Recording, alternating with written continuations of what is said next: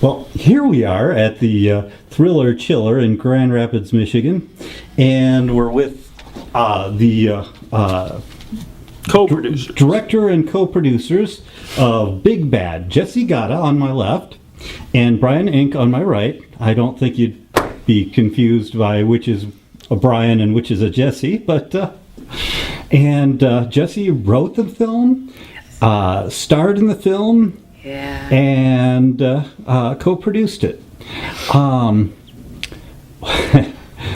it was an amazing film. I was really tired after last night, and I was feeling a little weary. And when things started happening, I was like blown away. Thank you. It Excellent. definitely brought things up a notch or two.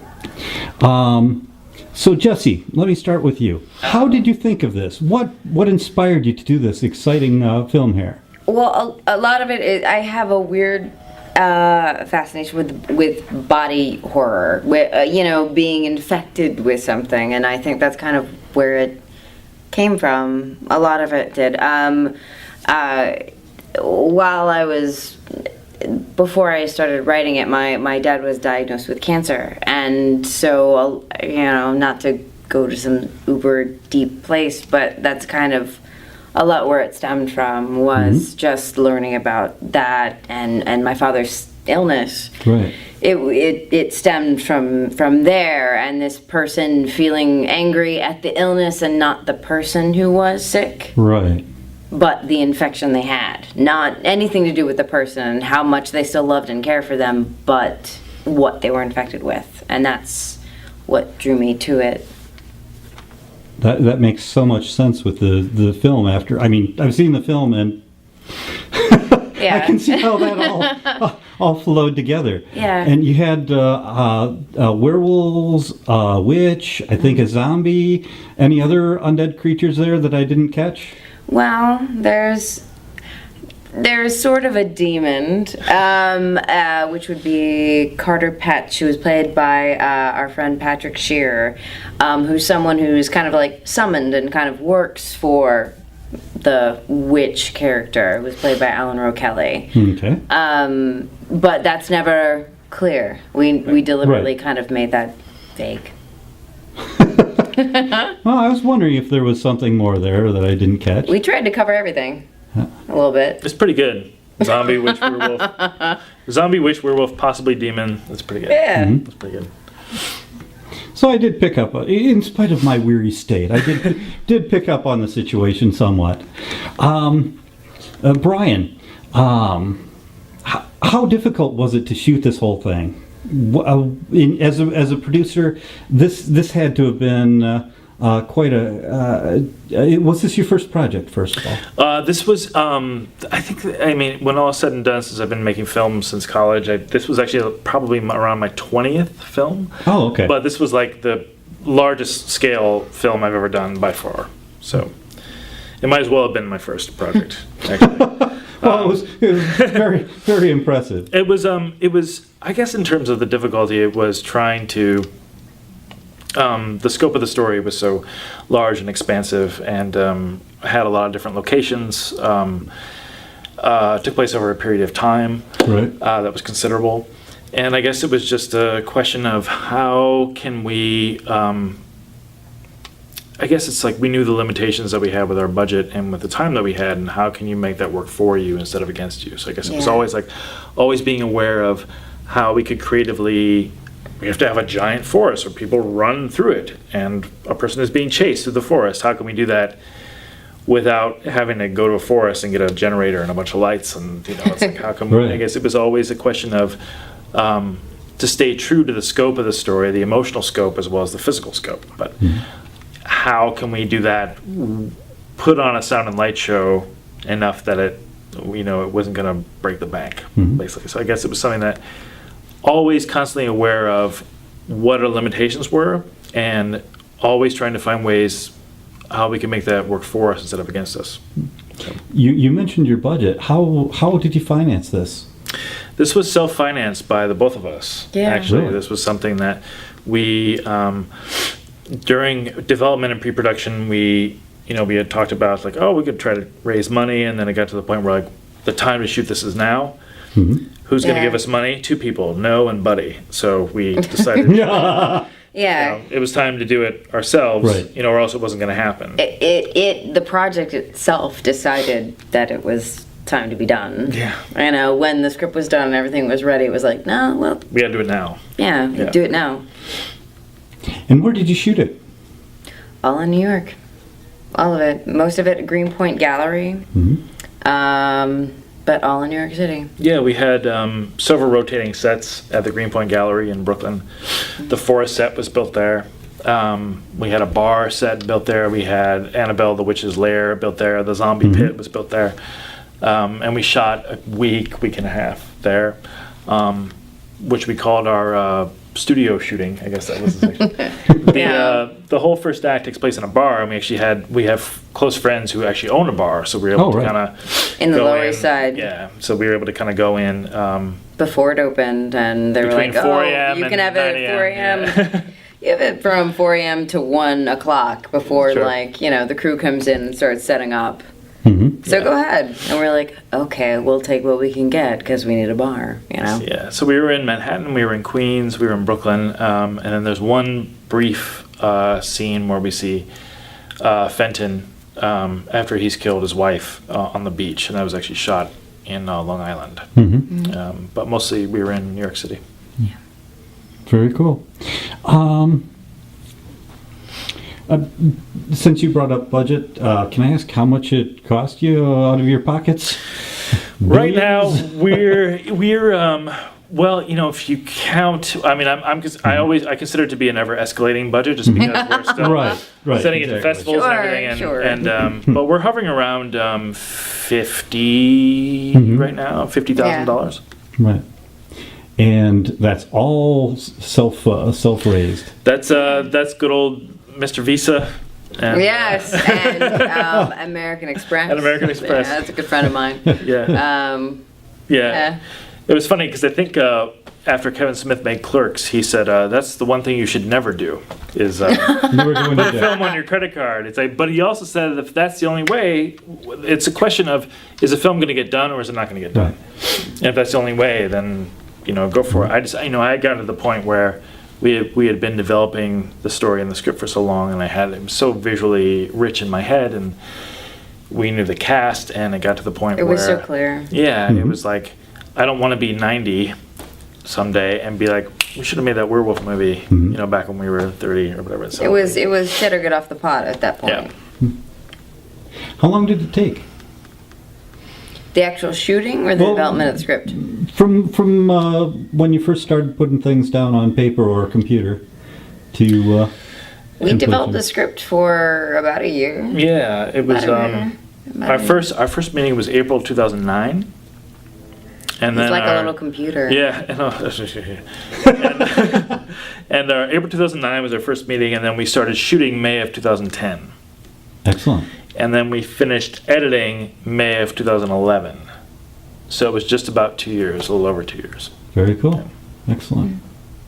Bryan, where are you going from here?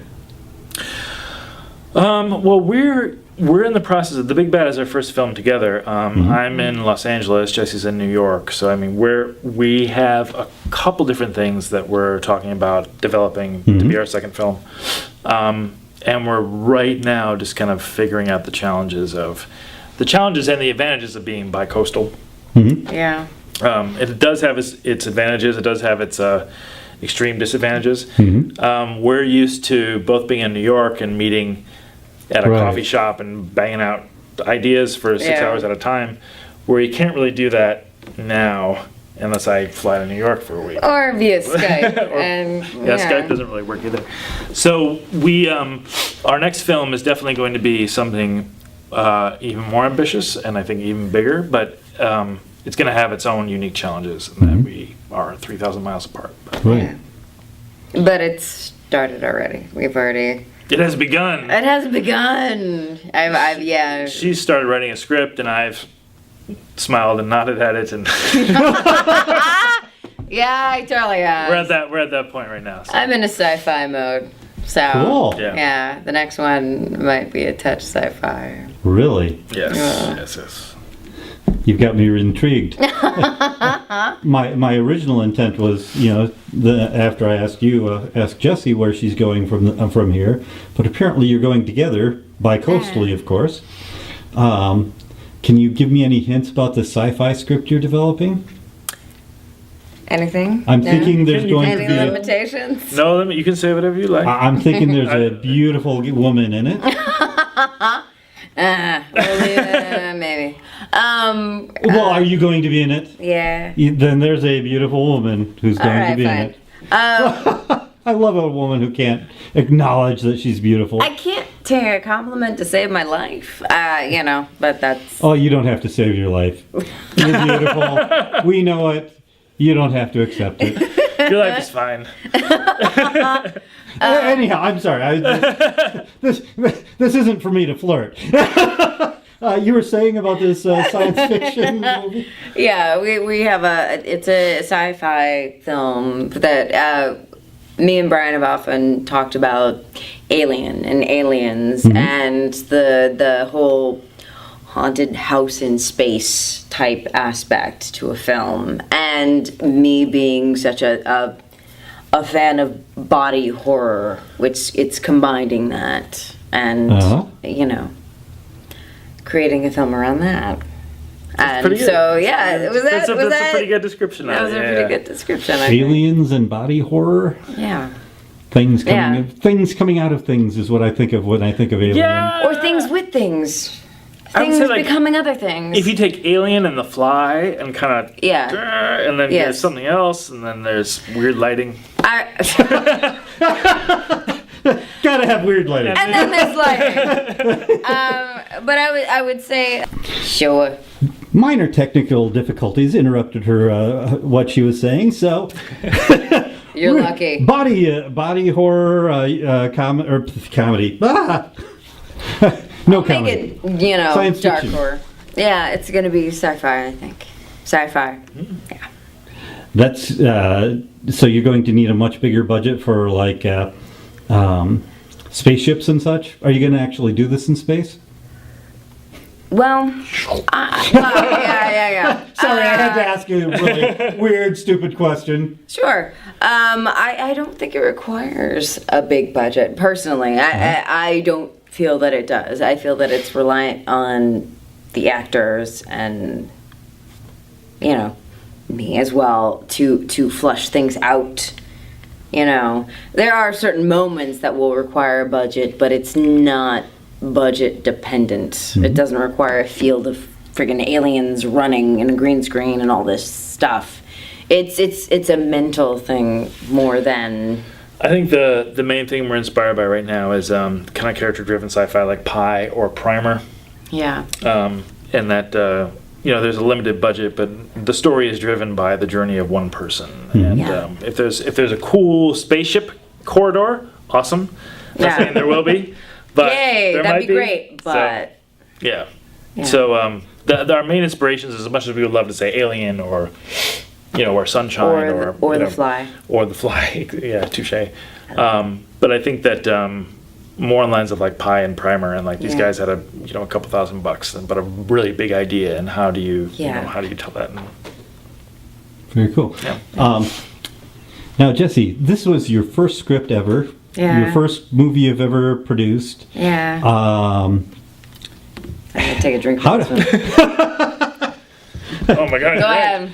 how do you feel about having won the was it the Chiller Award? Yeah, we got the Chiller Award. Where is that? It's right there on the table.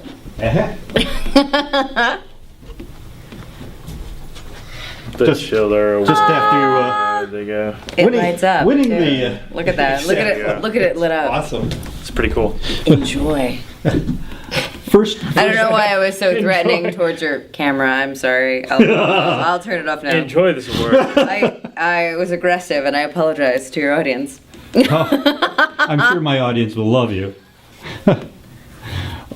So how does it feel? First movie you ever make, script you ever write, wins the Chiller Award in Grand Rapids, Michigan. It's kind of ridiculous. We're both like really shocked and just in awe of it doing well, of the film doing well. Mm-hmm. Like just humbled by it, never being like overcome by like, oh yay, good, but just completely just, you know, humbled by everything. Like last week we won best feature writer at the LA Film Festival. Yeah, for your script. Yeah. And it, you know, I wasn't there to accept, but Bryan was there to accept it, and it was still like shocking and you know, it was just like what I wrote, why, what, huh, you know, and so this is still in the same vein of just like being giddy and you know, shocked and just trying to really enjoy it. Because you know, there's not a lot of times where you sit back and just like enjoy it and be like, yeah, I did. Yeah, we won this. You know, I've never been one of those people who could do that. And with things like the, you know, the Chill Award from Thriller Chiller and the LA Fam, you know, Best Feature Writer, I'm just trying to sit back and just like enjoy it. You know, cool. Shut up and enjoy it. You won an award. Like it. You know, you don't have to be all like snobby McGee about it. But enjoy it and write it out. And Bryan won Best Director Award from the Maverick Movie Film Awards. Excellent. Which is another thing where it's just like, well, sit back and enjoy it. Yeah. You know, why not? I was looking forward, especially to Thriller Chiller, because they were the first festival to accept us. Yeah.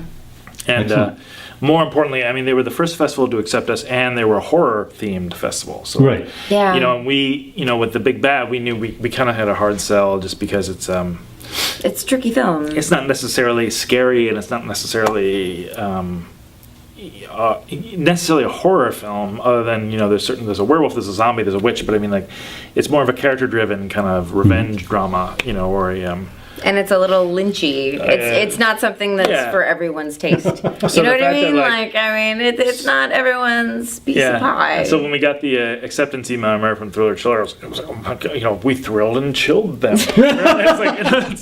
think that's exactly the text I got from him. Yeah. We thrilled and chilled them.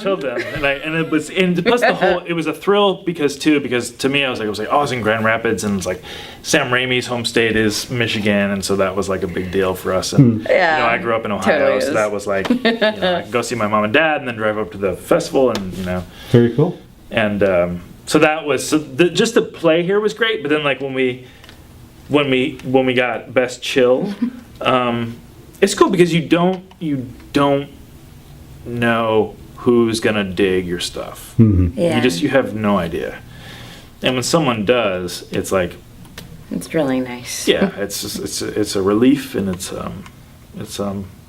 cool to meet new friends, and it's, you know, and to have someone say like, hey, you know, I really dug that, or how many takes did it take for when Annabelle was melting, and I'm like, you really want to know that, don't you? And it's like, I wanted to kill myself that night, and you wanted to know about. And I've been laying on a gurney for hours, like I'm gonna take a nap. Have passed out for most of the evening in the heat of August in. But like that's the best thing. That's like the best thing about it. It's like, you know, making it is so hard, but then like when people actually get to see it, it's like, why?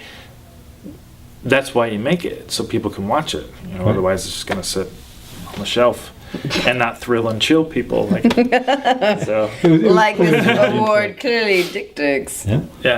Yeah, it was clear the audience liked it tonight. Yeah. It was a great vibe in the room, and there was good laughs and gasps. And when you stomp on the eyeball, that always gets a reaction. Like, Oh, yeah. it's really good. When you reject your eyeball, because who needs it anyway? Yeah, whatever. At that point, Yeah, I remember I am something else now. Yeah, exactly. going, ooh. Yeah. And then going, why am I reacting like this? But ew. It's not something she needs. Understandable. It wasn't anything she needed when she was retrieving it. That's a good point, actually. Yeah, right? Let me ask you a question, Bryan. Yes. If there was any one question that I could ask you that would just give me such an interesting story about this movie, what would what would the answer to that question be? I don't even need to know the question. Oh my goodness. Well, the answer would be I guess I have to kind of lead this up. The question would probably be to describe the most memorable day of post-production, and the most memorable day of post-production did not involve me at all, which was probably for the best. But it was Christmas. Hard day. It was Christmas Eve, and I was in Ohio visiting my folks, and Jessi and our editor Aaron Baker were in New York, and Jessi and Aaron too by default had it in their mind that today was the day we were going to get picture lock. And for the most part, we had picture lock, but there was like one or two scenes in the first act, actually, that we were still kind of toying with and everything. And so Jessi went over to Aaron's apartment, and it was Christmas Eve. And they worked together through the afternoon and into the night. And, Jessi, kind of kept me updated via text or via phone call throughout the day while I was in Ohio. And they were both, it's miserable. Sitting editing a movie on Christmas Eve and Yeah, no doubt. it had gone on for so long at that point. I was like, please let us have picture lock. Please let us, find the right pacing, the right tone, the right everything for this film finally, especially the first act, which was so hard. Yeah. And I heard from both of them later, like, oh, the worst day ever. What a horrible day. But I had this kind of from afar, being 600 miles away, I had like the safe, the image of this kind of Charles Dickens image of like, they're in the editing, I know the editing room, it's small, the small editing room in Aaron's apartment. And there's a coal burning in the corner. And they're wrapped in blankets. How romantic. They're wrapped in blankets, and Jessi is Scrooge, and Aaron is Bob Cratchit. That's how it would go, right? I'll own it. And they're toiling, and it's Christmas, and there's a New York snow, perhaps. It wasn't like this at all, I'm sure. But we had picture lock on that day. Fantastic. And it was like 10 o'clock at night or something like that. Like on Christmas Eve, everybody jokes, it's a Christmas miracle. It was a Christmas miracle. The goddamn thing finally got done. Yeah. And then Aaron sent me an MOV file that he uploaded so I could watch it in Ohio. And he says, I think this is picture lock for the first act. Take a look. So Christmas morning, even before I went downstairs to hang out with my family, I was like, well, here we go. And I watched it on my phone too, with the earplugs and everything. And I, rewound the scenes in question, and I was like, I think that's picture lock. Yeah, I remember that was one of the first texts I got from you that day. I was like, picture lock. It is picture lock. That's picture lock. Yeah. And there was another 6 months of sound work to do, but picture lock was. Don't get us started on done. that. So that to me was a magical day. I'm glad I wasn't there. But, I'm glad you weren't. I just have a very fond image, especially Aaron, our editor, who's no longer with us. But I just have this fond image of the two of them. Tussling it out. And the fact that there was an unbreakable bond you guys created that day, too. That was just Well, yeah, you get to a point when you work on a film where it's just like, okay, this is hour 10 and this is ridiculous. We're just going to laugh like assholes at this point. Because, we've gone past the point of no return. This is ridiculous. All right, yeah, it is. And that's kind of what that day was. And it constantly this is Christmas Eve. It's Christmas. My mom's waiting for me at my apartment. Right. Yep, she is. Let's get it done. Yeah. You were saying that's very Dickens first. That's very Dickens. It was. And I remember Christmas Day. I was like, what a great day. What a great day. We have picture lock. And she was like, shut your face. Yeah. Shut your mouth. I don't want to hear from you. And I think I said something like, you're welcome, Yeah. Jessi, do you have any tidbits that you'd like to add to that? Or to any other interesting tidbit about making of the film? I don't know. There's so many little things, but overall, that and I don't even know how to put this properly without it seeming cheesy or weird, because I've kind of already touched on it, but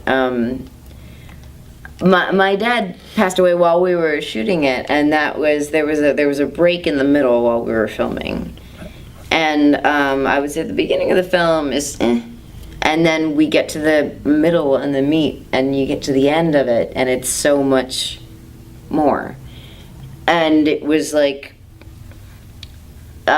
pushed forward because it was just like, well, my dad would want it to keep going. I mean, like, my dad would be proud of anything I did. You know, it didn't have to be on Broadway. It didn't have to be like a mainstream movie. He would be proud of friggin' anything I did. And there was so much love there that after he passed, it was like, no, this has to keep going. It's not something that can stop just because I'm heartbroken or I'm this and I'm keening and feeling this pain. No. Keep going. You work on this because this is what you're supposed to do. You know, there was so much support even after he passed away. Mm-hmm. You know, there was so much love that was still there, and my mom was the same way. You know, there was so much love there. Wow. And that is something that I can't say enough about, that love and support from both of them. You know, my dad was beyond proud when we were in pre-production, when we were writing it. He was he was one of the first people to read the script. Yeah. and love it and know what I was. He knew what I was writing about, you know. And he got it. And he got it, you know, and it was just like, yeah, brilliant, you know. There's something wonderful to be said for love and support. It's just blind, you know. Well, so, yeah. Thank you very much. Thank you both, Bryan. Thank you. And Jessi. She's cuter now. I love the movie, and I'm looking forward to seeing it in distribution somewhere. Awesome. Yay! Soon. Us too. So, Thank you very much. Thank you. Thank you. Thank you.